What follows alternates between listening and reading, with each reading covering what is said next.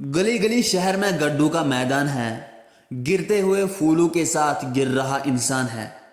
Signal पर खड़ा हवलदार 100 रुपये में मेहरबान है। नाम तुम्हारा खान तो आतंकवादी पूरा खानदान है। वहां अपने ही घर में पंखे पर लटकता हुआ किसान है। किसी फाइल को सबमिट करने से पहले उसका वजन बढ़ाना जनता का काम है। हम कहते हैं कि हम एक जमहूरी देश में रहते हैं जहां का उसूल इक्वालिटी है, लेकिन अडानी और अंबानी जैसों को मेरी जैसी इक्वालिटी नहीं दी जाती है।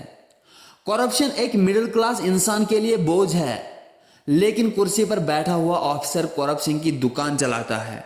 दोस्तों, अगर आप एक मिडिल क्लास फैमिली से बिलोंग करते हो, कभी न कभी आपने रिश्वतखोरी देखी होगी। चाहे ये स्कूल की बात करो, हॉस्पिटल की बात करो, पुलिस स्टेशन की बात करो, ब्यूरोक्रेसी की बात करो, एक हाई क्वालिफाइड जज से लेके एक पियोन तक हर कोई रिश्वत का काम करता है।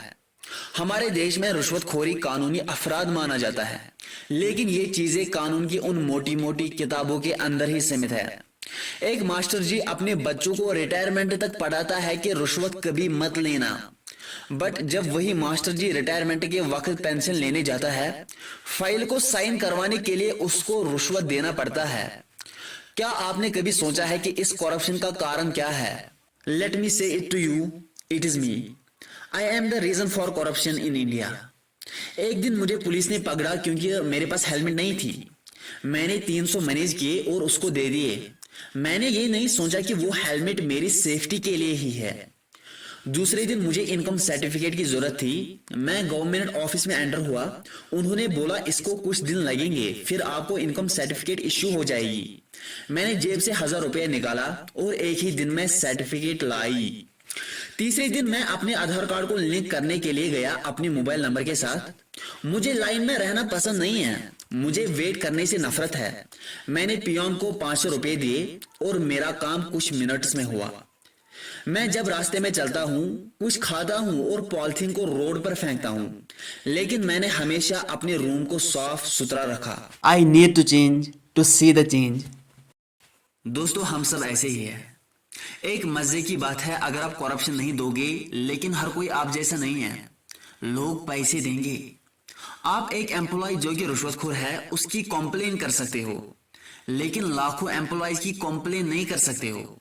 शायद जिसके सामने आप किसी की कॉम्प्लेन करोगे वो भी करप्टेड होगा, सो आपको कोई हेल्प नहीं मिलेगी। इस करप्शन को आप इंडिविजुअली 1% भी रोक नहीं सकते हो। अगर आपने रिश्वत देना बंद किया तो आपका काम नहीं हो जाएगा। हर कोई सेल्फिश है इस दुनिया में। हम अपने काम को करवाने के लिए पैसे देते हैं। Corruption is the loss of purity in any field. Singapore में करप्शन नहीं होती है क्योंकि वहां की लीडरशिप हमारे देश से बेटर है। हमारे देश में करप्शन को लीगलाइज किया गया है। जब बड़े बड़े पॉलिटिशियंस खुद ही करप्टेड है तो वो करप्शन के अगेंस्ट क्यों जाएंगे? Corruption is the reason for thousands of the suicides. Finally, at the end of this video, I want to say corruption तब तक खत्म नहीं हो जाएगी जब तक हमारी प्रेजेंट गवर्नमेंट चेंज नहीं हो जाएगी। Thank you.